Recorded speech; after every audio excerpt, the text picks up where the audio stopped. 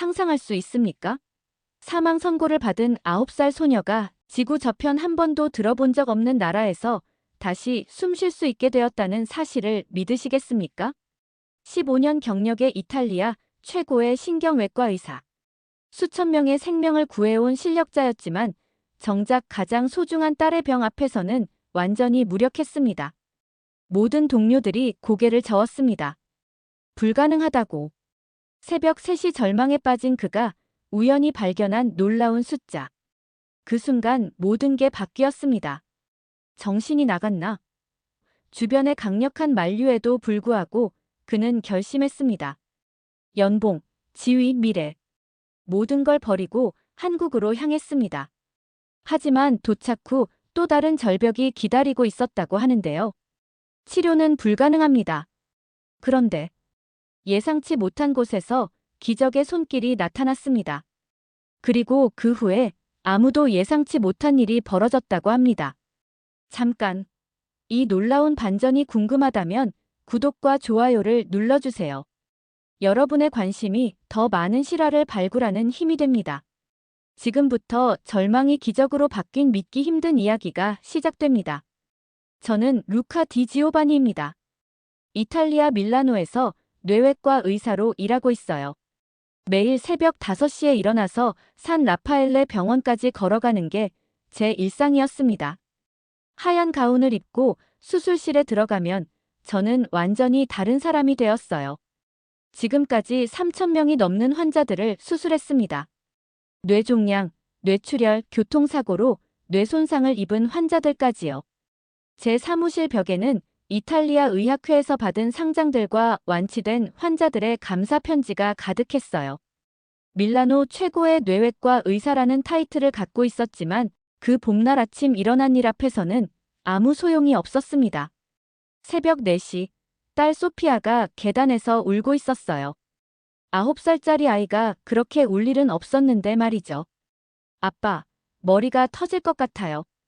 아이를 안아보니 체온이 39도를 넘고 있었어요. 즉시 차에 태우고 병원으로 향했습니다. 제가 매일 출근하는 그 병원으로요. 응급실에서 저는 동료들에게 말했어요. 제 딸입니다. 고열과 심한 두통을 호소하고 있어요. 혈액 검사 결과 백혈구 수치가 정상보다 3배 높았고 염증 수치도 비정상적이었습니다. CT 촬영을 했지만 명확하지 않았어요. 그래서 MRI를 찍었습니다. MRI실에서 기계가 돌아가는 소리를 들으며 기다리고 있을 때 저는 지난 15년간 수백 번 본 그 화면들을 떠올리고 있었어요. 다른 사람의 뇌 스캔을 보며 진단을 내리던 순간들 말입니다. 30분 후 영상의학과 전문의가 저를 불렀어요. 모니터 화면에 나타난 건 제가 가장 보고 싶지 않았던 것이었습니다. 소피아의 뇌 우측 측두 옆에 직경 4cm 크기의 종양이 자리 잡고 있었어요. 경계가 불분명하고 주변 조직으로 침투한 형태였습니다. 악성 가능성이 높습니다. 동료 의사가 말했어요. 위치상 수술이 매우 까다로울 것 같네요. 그날 밤 저는 제 서재에서 의학 데이터베이스를 뒤지고 있었어요. 유럽 외종양학회 논문, 미국 소아내외과학회 보고서, 영국 왕립의학회 저널까지 모든 자료를 검토했습니다. 소피아와 같은 종양의 5년 생존율은 18%에서 22% 사이였어요. 수술 성공률은 더 낮았습니다. 이탈리아 최고의 소아내외과 전문의들에게 연락했어요. 로마 젬펠리 병원의 안토니오 교수, 토리노 대학병원의 마르코 박사까지요. 답은 똑같았습니다. 수술을 하더라도. 매우 어려운 케이스다. 3일째 되던 날, 저는 국제의학 논문 검색 사이트에서 키워드를 바꿔가며 자료를 찾고 있었어요. 소아 뇌종양 신치료법으로 검색하니 수천 개 논문이 쏟아졌습니다. 하나하나 읽어보니 희귀, 고난도 수술, 저생존율 이런 단어들 뿐이었어요. 볼 때마다 절망적이었습니다. 그런데 맨 아래쪽에서 눈에 띄는 제목을 발견했어요. 혁신적 소아뇌 종양 수술. 서울대학교 병원 임상 사례 생존율 32%. 숨이 막혔어요. 서울대학교 병원. 한국. 클릭해서 읽기 시작했습니다. 서울의 의료진이 소피아와 같은 종양 환자들에게 완전히 새로운 수술법을 적용하고 있었어요. 저희 방식과는 차원이 달랐습니다.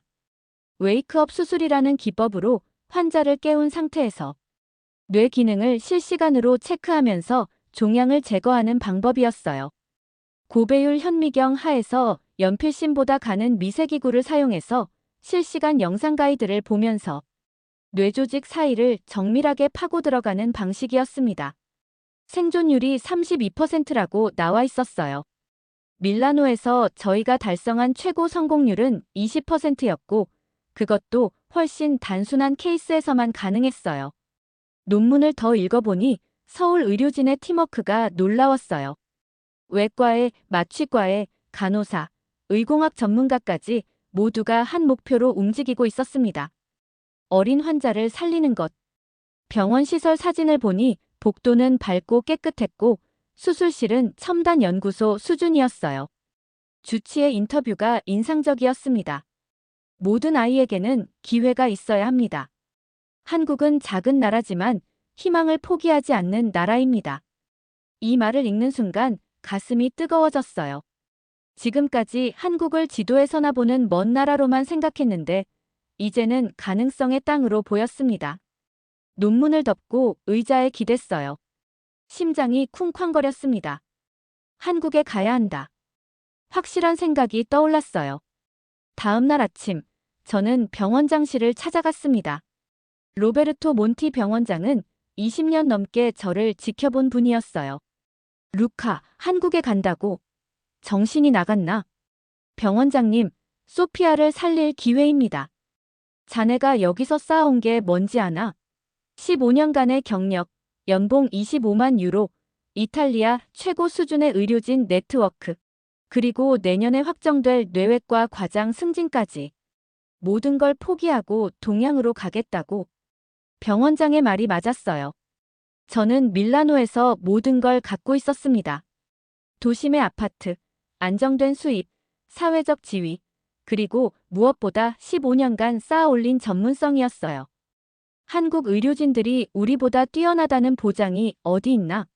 언어도 통하지 않고 의료 시스템도 다른데. 하지만 생존율이 32%입니다. 통계가 전부가 아니야. 자네 딸을 실험 대상으로 만들 생각인가? 병원장은 계속 말했어요. 루카, 현실을 봐. 한국에 가봤자 몇 달 후에 빈손으로 돌아올 텐데 그때는 여기 자리도 없을 거야. 다른 병원에서 자네를 받아줄 것 같나? 그 순간 소피아의 창백한 얼굴이 떠올랐어요. 병실에서 힘없이 누워있는 모습, 그리고 서울대학교병원 논문에 나온 그 32%라는 숫자가요. 죄송합니다, 병원장님.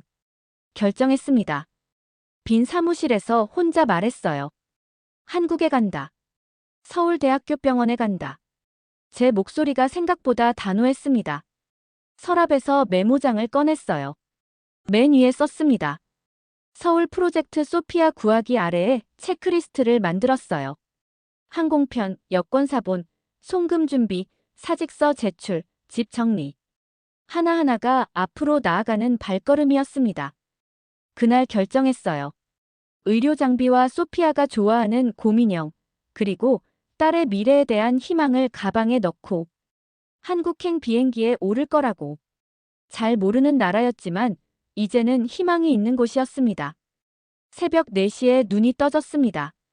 심장이 마구 뛰었어요. 오늘 밀라노를 떠나 서울로 가야 했습니다. 밖은 차갑고 조용했습니다. 길가에 세워둔 차에 캐리어를 실었어요. 소피아가 뒷좌석에 앉아 테디베어를 안았어요. 잠이 덜 깬 눈으로 미소 지었습니다. 아빠, 무서워요라고 말했어요. 손을 잡아주며 말했습니다. 괜찮다. 한국에 가는 거야. 작지만 희망이 있는 나라로.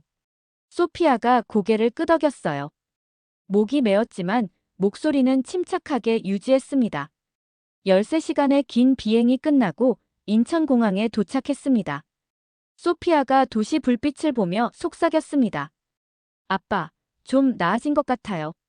저는 눈물을 참으며 미소 지었어요. 앞길은 여전히 험했지만 일단 한국 땅을 밟았습니다. 이 작은 나라에서 소피아를 위한 희망을 찾을 수 있을 거라고 확신했어요. 새벽 5시 30분에 일어났습니다. 호텔 창문 너머로 서울의 거대한 스카이라인이 보였어요. 한강이 도시를 가로지르며 흐르고 남산타워가 아침 안개 속에서 희미하게 빛나고 있었습니다.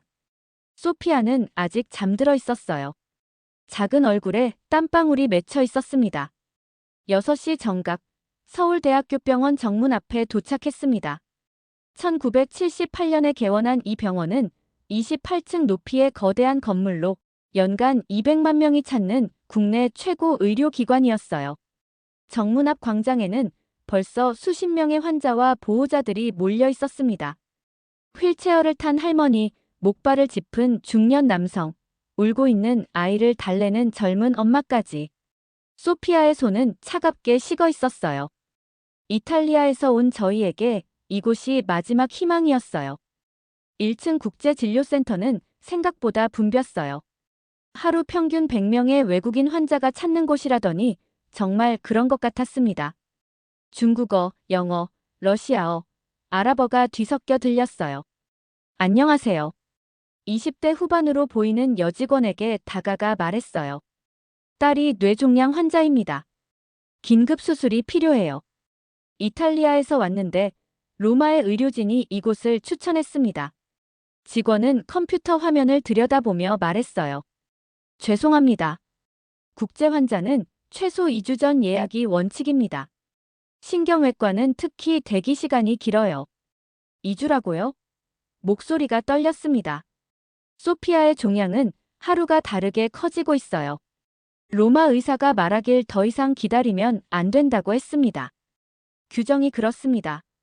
응급실을 통해 오시는 방법도 있지만 직원이 말끝을 흐렸어요. 응급실이요?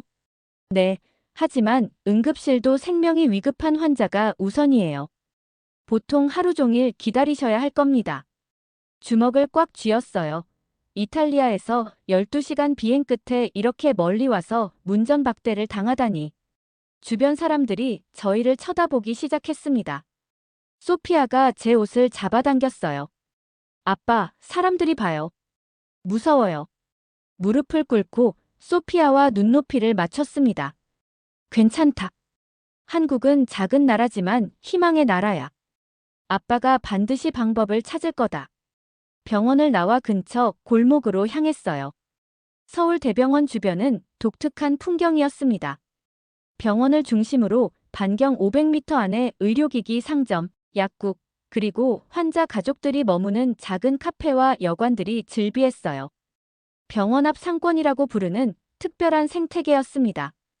그중 커피앤드 희망이라는 소박한 간판이 눈에 띄었어요. 1층 구석에 자리한 10평 남짓한 작은 카페였습니다. 창문에는 환자 가족 쉼터라는 작은 스티커가 붙어 있었어요. 벨소리와 함께 문을 열자 원두 볶는 진한 냄새가 코를 찔렀어요. 벽에는 병원에서 치료받고 회복한 환자들의 감사 편지가 가득 붙어 있었습니다. 감사합니다. 박 사장님, 덕분에 희망을 잃지 않았어요. 천사 같은 분. 60대 중반으로 보이는 여성이 낡은 앞치마를 두른 채 다가왔습니다. 얼굴에는 깊은 주름이 패여 있었지만 눈빛만큼은 따뜻했어요. 많이 힘드시죠? 병원에서 오셨나요? 커피 한 잔 드릴까요? 저는 더 이상 돌려서 말할 기운이 없었어요. 단도직입적으로 말했습니다. 도와주세요. 딸이 뇌종양 환자인데 병원에서 2주를 기다리라고 해요. 그럴 시간이 없어요. 정말 급해요. 어머나. 박 여사가 소피아를 내려다보며 안타까워했어요. 저는 박순이라고 해요. 이 카페를 15년째 운영하고 있어요. 앉으세요. 천천히 말해보세요. 카페 안에는 테이블이 6개뿐이었어요. 각 테이블마다 작은 화분이 놓여 있었고 벽 한쪽에는 포기하지 마세요라는 손글씨 액자가 걸려 있었습니다. 박 여사는 소피아에게 따뜻한 우유를, 저에게는 진한 아메리카노를 내왔어요. 이탈리아에서 왔어요. 소피아가 두통을 호소하기 시작한 게 3개월 전이었어요. 처음엔 단순한 성장통인 줄 알았는데 목이 메었습니다. MRI 촬영 결과 뇌간 부근에 4cm 크기의 종양이 발견됐어요. 로마 의사들이 수술하기엔 너무 위험한 위치라고 했습니다. 그래서 서울대병원을 추천받았어요. 박 여사가 고개를 끄덕이며 들어주었어요. 종양이 뇌간 근처에 있으면 정말 까다로운 수술이죠. 김철수 교수님이 그 분야 최고 전문가세요. 김철수 교수님을 아시나요? 물론이죠. 이 동네에서 15년 살면서 모르는 의사가 없어요. 특히 김 교수님은 저희 아들 생명을 구해주신 분이에요. 박 여사의 눈에 눈물이 고였어요. 12년 전 일이에요. 제 아들도 뇌종양이었거든요. 당시 20살이었는데 갑자기 쓰러져서 이 병원 응급실에 실려왔어요.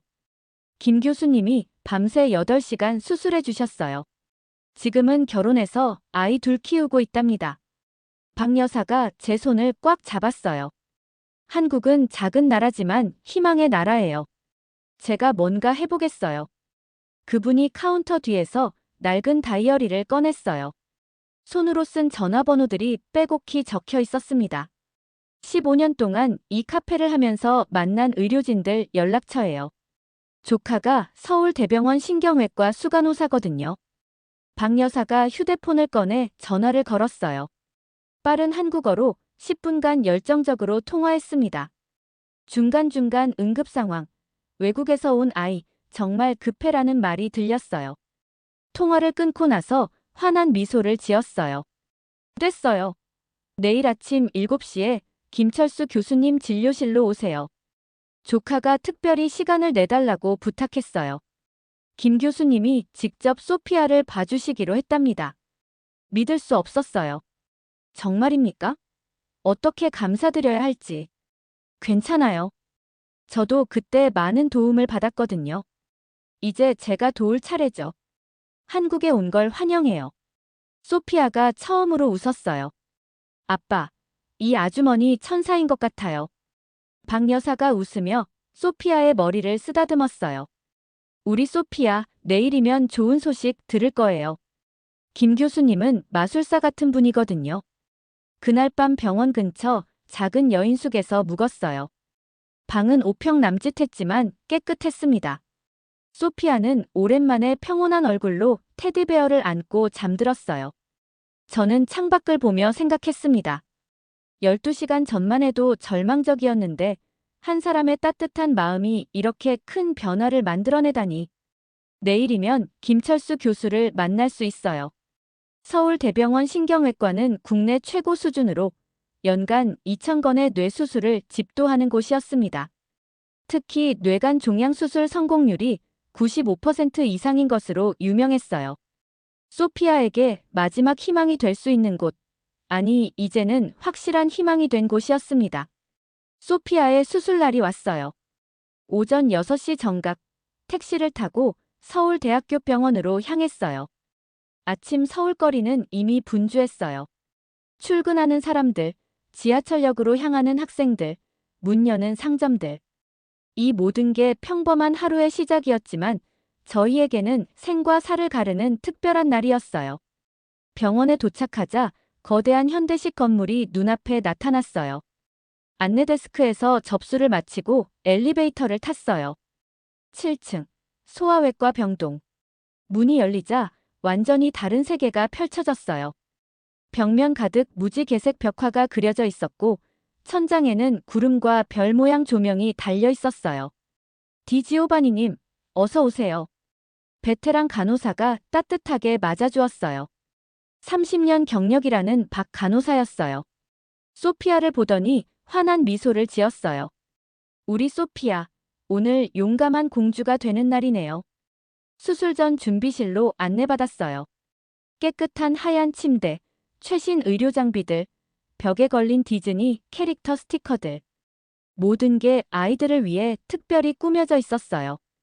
김지훈 교수가 들어왔어요. 40대 중반으로 보이는 교수님은 서울대 의대를 수석. 졸업하고 미국 존스홉킨스 병원에서 소아신경외과 펠로우십을 마친 국내 최고 전문의였어요. 수술용 현미경을 이용한 뇌종양 제거술의 권위자였죠. 안녕하세요, 소피아. 교수님이 소피아 침대 옆에 앉으며 말했어요. 오늘 김 교수 아저씨가 소피아 머릿속 나쁜 것들을 깨끗하게 치워줄 거예요. 소피아가 테디베어를 꽉 안고 고개를 끄덕였어요. 교수님이 저를 따로 불러 상세한 설명을 해주었어요. 뇌간 부위에 위치한 3.2cm 크기의 종양입니다. 수술용 현미경과 초음파 유도 시스템을 사용해서 제거할 예정입니다. 수술 시간은 대략 4시간에서 6시간 소요됩니다. 교수님의 목소리는 차분했지만 단호했어요. 성공률은 32%입니다. 위험한 수술이지만 현재로서는 유일한 방법입니다. 가슴이 먹먹했지만 고개를 끄덕였어요. 교수님을 믿습니다. 한국 의료진을 믿습니다. 수술 준비가 시작됐어요. 마취과 이교수, 신경외과 레지던트 3명, 전담 간호사 4명으로 구성된 팀이었어요.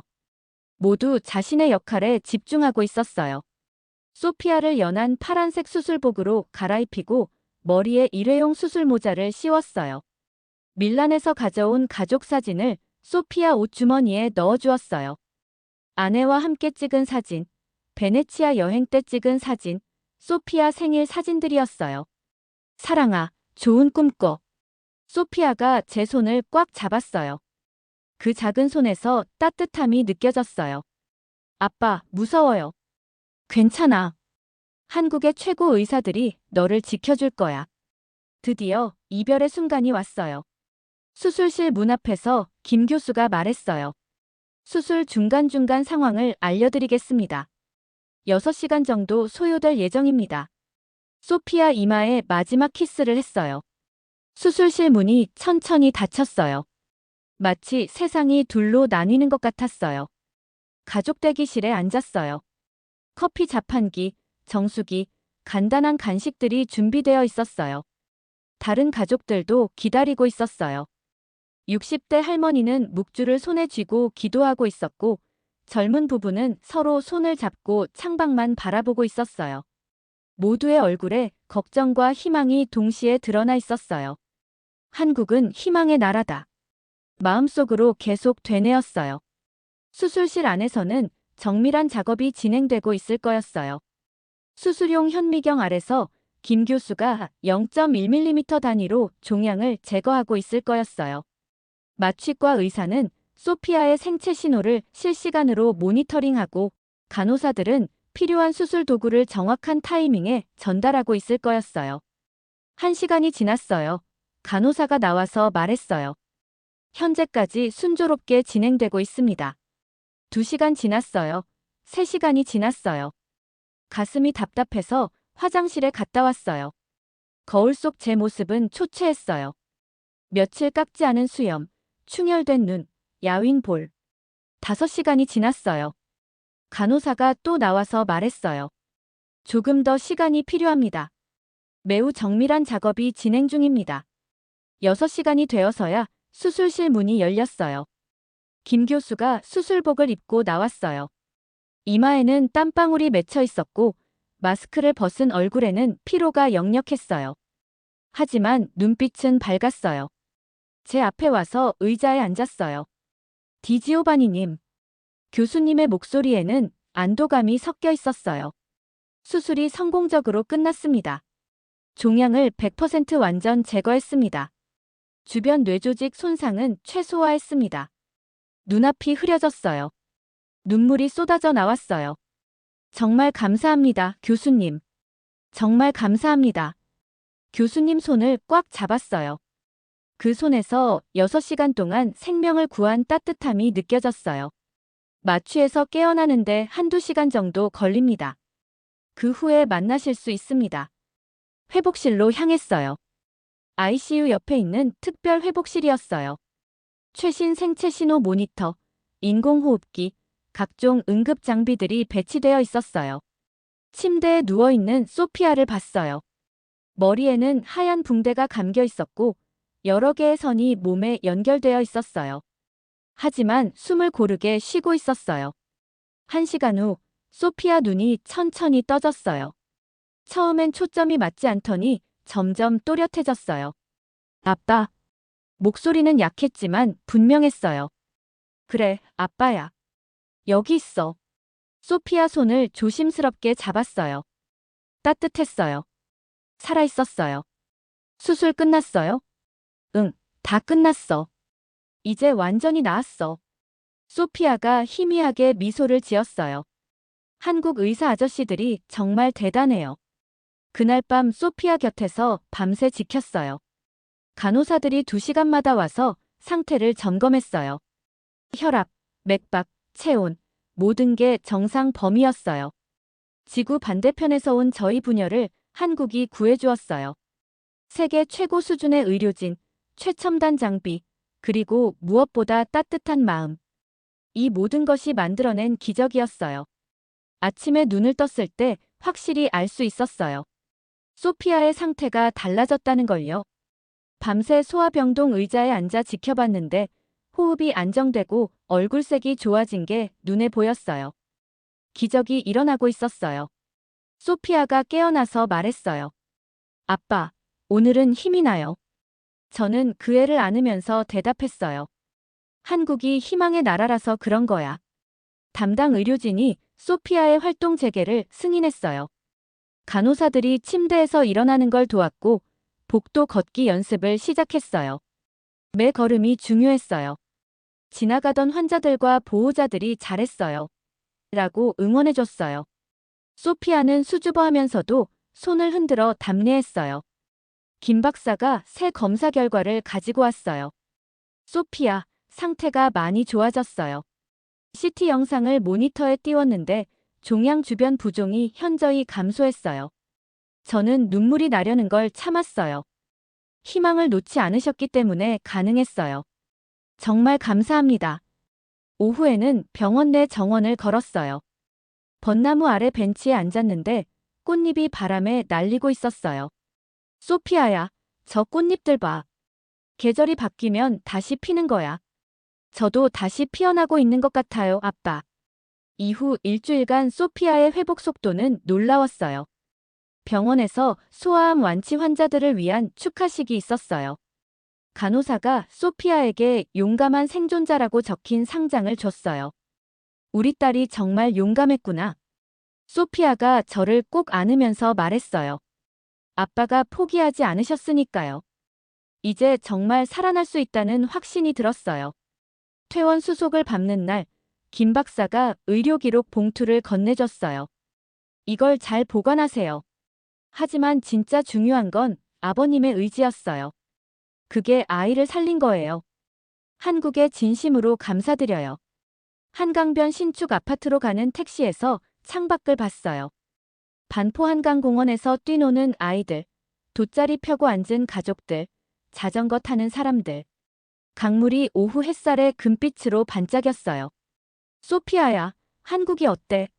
좋아요, 아빠. 여기가 마음에 들어요. 그날 밤 소피아를 재우면서 물었어요. 여기서 계속 살고 싶어? 네, 아빠. 쭉 여기 있고 싶어요. 저는 그의 머리를 쓰다듬으면서 말했어요. 그럼 여기가 우리 집이야. 한국은 작은 나라지만 희망이 있는 곳이니까. 한국이 희망의 나라니까. 며칠 후 저는 중요한 결정을 내렸어요. 한국에 정착하기로 한 거죠. 소피아의 정기 검진과 후속 치료를 위해서도 필요했고, 무엇보다 이곳에서 새 삶을 시작하고 싶었어요. 출입국 사무소에서 장기 체류 비자 신청 서류를 제출했어요. 의료진의 소견서와 치료 기록이 큰 도움이 됐어요. 한국어 학원에도 등록했어요. 소피아는 근처 국제학교 입학 준비를 시작했고요. 아파트 계약도 연장했어요. 이제 한국이 우리의 진짜 집이 되는 거였어요. 불을 끄고 창가에 앉아 한강과 도시 불빛을 바라봤어요. 혼자 중얼거렸어요. 한국이 희망의 나라다. 이제 우리는 단순한 외국인 환자가 아니었어요. 이 나라에서 새 생명을 얻고 정착한 사람들이었어요.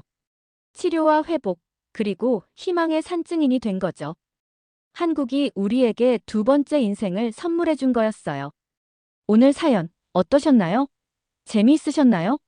감동무지개는 늘 여러분 곁에서 따뜻한 이야기를 전해드릴게요. 오늘 이야기가 좋으셨다면 구독과 좋아요, 알림 설정도 부탁드려요.